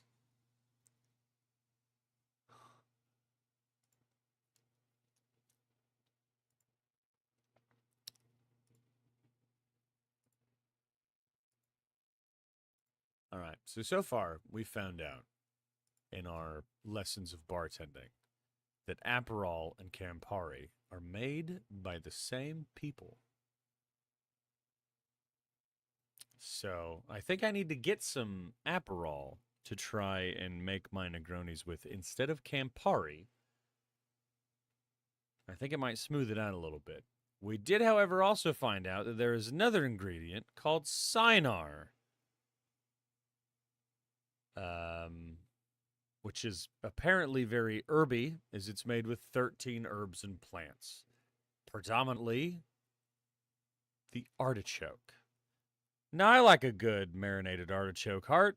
I don't know how well it would go in an alcoholic beverage, but there is only one way to find out. Pies and cobblers fuck hard. Thank you. Okay, now, in fairness, I'm not really a fruit pie guy. It's not the hot fruit that gets me. For me, the reason I don't like fruit pies, like not one of the little wrapped ones, but like an actual pie full of fruit, is because you have a crust on the bottom and you have a crust on the top. Now, typically, these are made by people who are not very good at baking, and the crust is going to be too thick on the top. So you have thick crust on bottom, thick crust on top, sort of jelly fruit pie filling in the middle. All right? Now, you have your pie. You're going to cut a slice, and you're going to get it out, and it's going to go on your plate. Now, the cross section of this, looking at it from the side, looks like this. All right? Thick crust, filling, thick crust. Then you're going to take your fork, known the world over for not being super fucking sharp, and you're going to try to cut into your pie. And when you do, you're going to push down, and it's going to squish. And then you'll get your bit, but you squished out all the fruity goodness.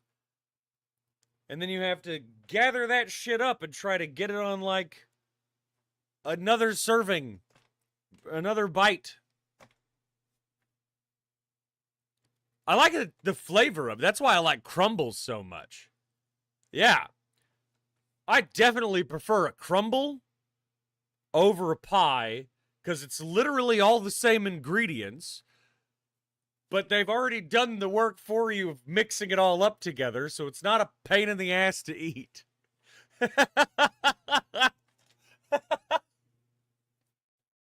I mean, right? What do they call it? It's not just a crumble. There's another name for it, isn't there? What's another name for a crumble?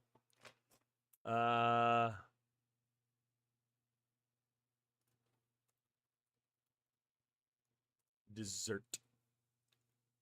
Cobbler. That's what I'm thinking. Cobbler. Yeah. But apparently there's differences, so let's find out. Let's read this. Let's check this shit out. Hang on. There we go. All right. Differences between a crisp, a crumble, a cobbler, and a brown Betty. A phrase that I've heard, but I've never known exactly what it is. So we're going to find out. All right. Crisps, crumbles, cobblers have a lot in common. For instance, they are all served warm. They contain a fruit that is mixed with sugar and often thickened with flour, cornstarch, or tapioca, or sometimes gelatin. They are often served with ice cream or whipped cream on the side. All are popular, simple summer desserts that use readily available fruit. They also typically great to bake on a brick on the barbecue. As delicious rustic desserts, they are generally served right from the baking dish or pan. So what makes them different from one another? Well, we have a set of working definitions that we use with an Alberta kitchen in mind. This is some Canadian shit. Though different countries and regions may use different names or recipe criteria. Cobbler is a fruit dessert made with a top crust of pie dough or biscuit dough, but no bottom crust. So it's an upside down pie. Is apparently a cobbler. Okay. A crisp or a crumble. In Alberta, the terms are mostly interchangeable. Both refer to fruit desserts similar to a cobbler, but made up with a brown sugar streusel topping, sometimes containing old-fashioned rolled oats. The crisp crumble is then baked until brown and crisp, as the name suggests. And a brown Betty is a variant on the crisp. Brown Betties are made with alternating layers of fruit, with spices and buttered crumbs. Because there are just so many variations on recipes for crisps, crumbles, cobblers, and brown Betties, and because one region's crisp is another region's cobbler, don't judge the recipe by name alone. If you want a biscuit-topped cobbler, look for biscuit topping in the recipe instead of solely relying on the name. Try these: a strawberry crisp, a rhubarb and blueberry crumble, or a grilled peach cobbler.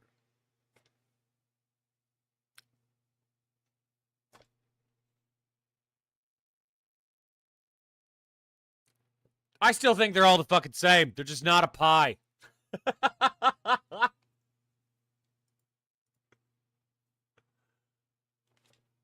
It's just a ground up pie. That's all it is. We could do a grilled peach cobbler for Todd.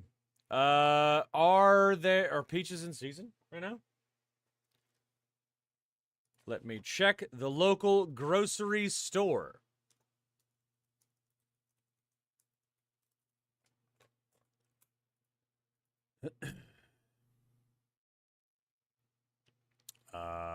Search peaches.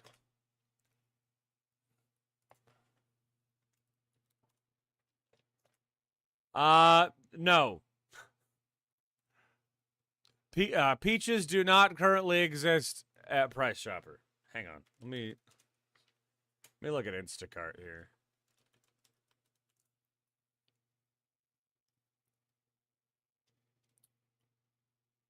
Search products.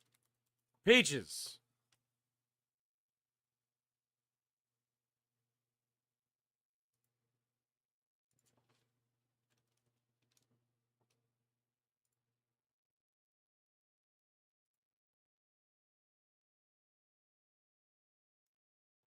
Aldi has some peaches.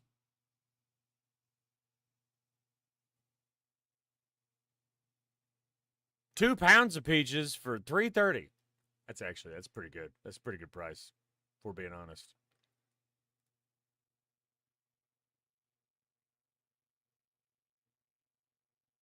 Yeah, no fresh peaches at Price Chopper, only frozen ones.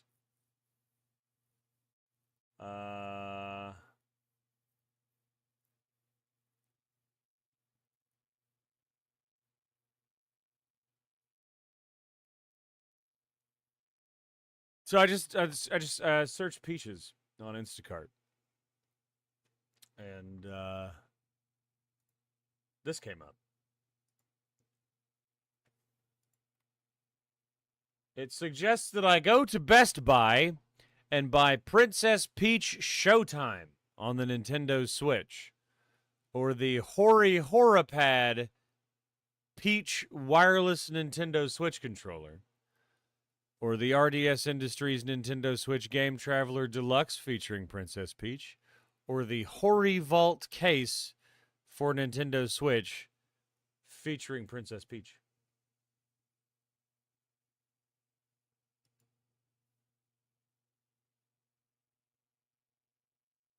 There you go. We could do blueberry. That's in season. Well, like I said, they said they got peaches at Aldi. You can take a look. I don't know.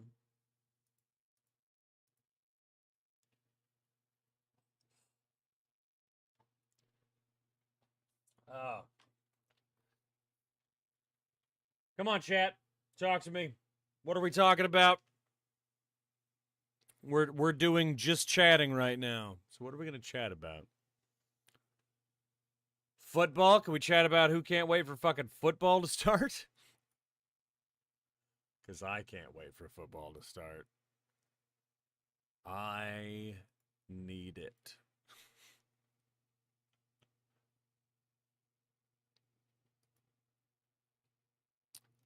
Let's see. There's probably some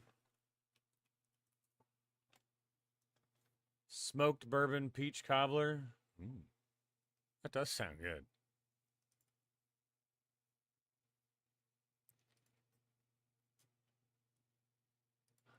What?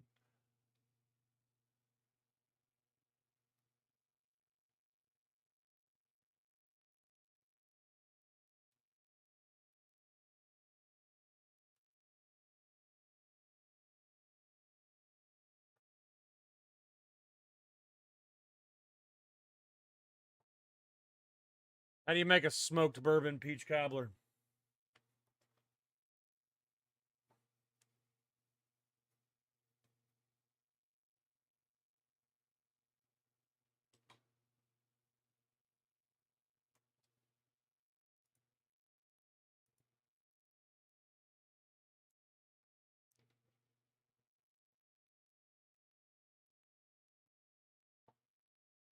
Let me see if I can find a recipe for that.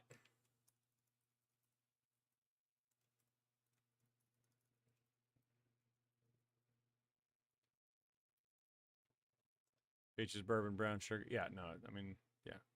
Sounds easy. Ooh, and you can make it in cast iron. Oh, yeah. Let's take a look at this. All right. From Food Plus Fire by Russ Falk. My father is from Georgia. Oh, my. Okay, Chad, can we talk about something?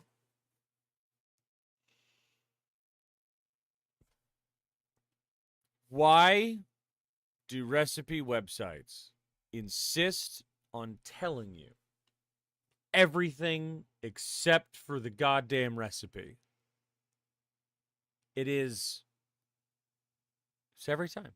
It's every time, it's everywhere. You will think, hey, I would like to make this thing. And you go and you're like, Google, you've been here for me through a lot. Even through the dark times. But now I need you to tell me how to make this tasty thing for my family. And Google says, I got you, fam. And you get like, I don't know, 1 billion results because Google has to flex. You don't need 1 billion results. You're not going to read 1 billion results. They might as well only give you 20 because it's all you're ever going to fucking look at anyway. But they give you 1 billion anyway.